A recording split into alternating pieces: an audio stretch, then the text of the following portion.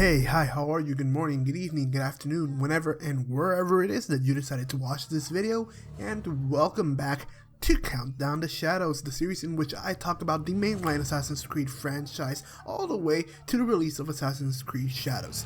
And in today's video, we are going to be talking about Assassin's Creed Brotherhood, aka one of my favorite games of this franchise, along with another one that we'll talk about later. But I am not kidding when I say that this game is my absolute favorite in the franchise. And if anything, this game is also the most influential game to me in terms of my taste in open world video games. This is the game that made me fall in love with the genre.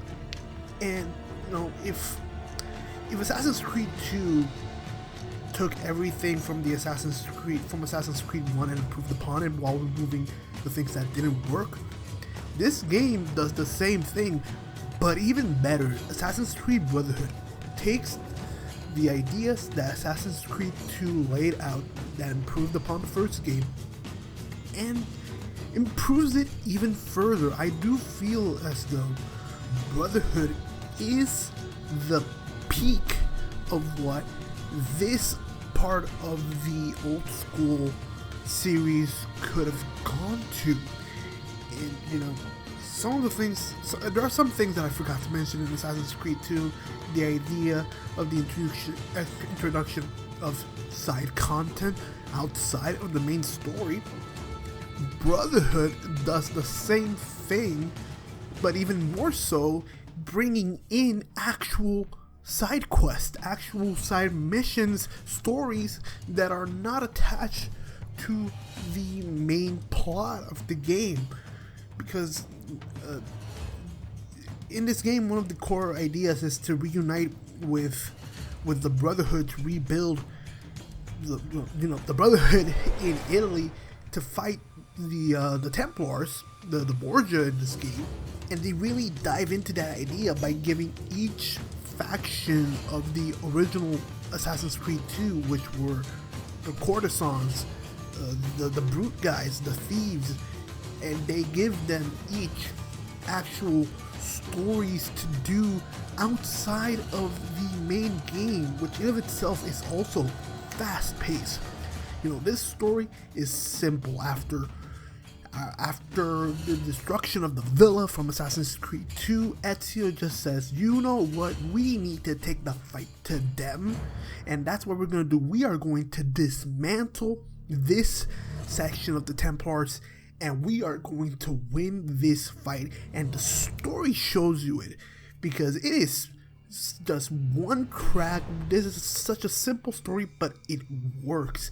And we see the continuation of Ezio's story that started in Assassin's Creed 2, and we clearly see him turn into a master assassin, becoming the leader of this Brotherhood. And it is so amazing to see this side of Ezio along with the other guys, including Machiavelli, who also has like his little side story, a little subplot along the way. And you know, that's just on the story content. That is just on the main story.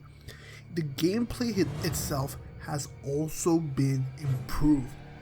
Horses can now be ridden in the city.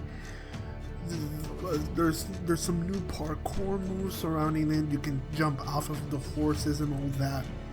And the combat itself has also been improved and also made easier and more fun, because now once you parry and once you kill a target either by parry counter or just outright killing them,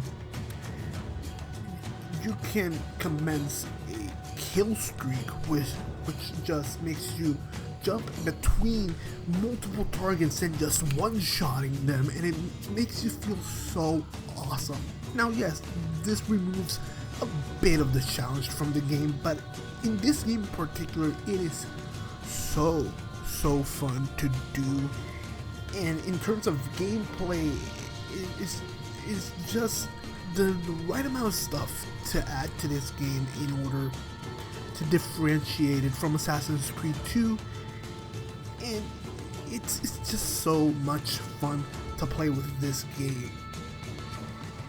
Another thing that this game introduces in terms of gameplay is the introduction of the 100% synchronization objectives, which, I'll be honest, I'm not that big of a fan of, but in this game I don't mind them because they're not overly complicated. You can do them, but as a concept, as an idea, I'm not that big of a fan of, and this concept stays in the franchise for a pretty good while.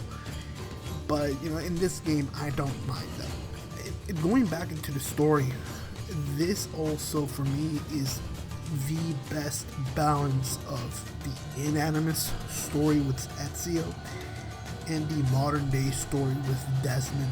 This to me is the peak at which the balance has been reached, and then after this, you know, the balance sort of gets screwed up a bit.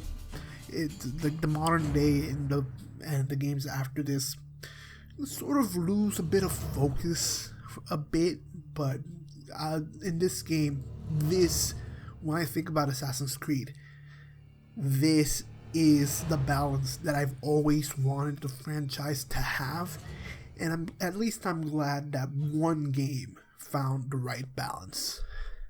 So yeah, I can talk forever about this game, and maybe I will in the future along with the other games in the franchises, but if you haven't played Brotherhood, please do, because it is such a fun game to play, and I can't wait until my next playthrough for this game. Anyways, that is it for Assassin's Creed Brotherhood. Please leave your thoughts in the comments down below. What are your thoughts on this game? If you enjoyed this video, please leave a like and subscribe so you don't miss more Countdown to Shadows videos, because the next one is the conclusion of the Ezio trilogy, Assassin's Creed Revelations. I'll see you guys next time. Bye.